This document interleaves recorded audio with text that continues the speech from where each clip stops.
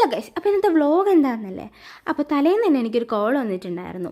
ഒരു പാർസൽ എത്തിയിട്ടുണ്ട്, അത് നാളെ ഡെലിവറി ചെയ്യാൻ പറ്റത്തുള്ളൂ, അല്ലെങ്കിൽ വന്ന് മേടിക്കാവും. അപ്പോൾ ഞാൻ പിറ്റേന്ന് രാവിലെ തന്നെ അത് മേടിക്കാൻ വേണ്ടി പോകുന്ന കാഴ്ചയാണിത്. അപ്പോൾ ഫസ്റ്റ് പാർസൽ ഉള്ളത് DTDCയിലാണ്.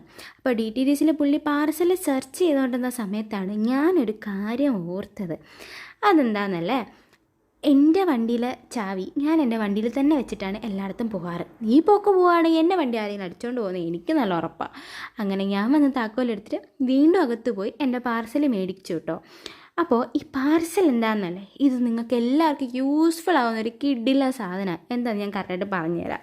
അടുത്ത വീട്ടിൽ ഞാൻ കറക്റ്റായിട്ട് കാണിച്ചു തരാം. അപ്പോൾ രണ്ടാമത് ഞാൻ എൻ്റെ അമ്മയ്ക്ക് വേണ്ടിയിട്ടുള്ള പാർസൽ എടുക്കാൻ വേണ്ടി വേറൊരു സ്ഥലത്താണ് പോയത്.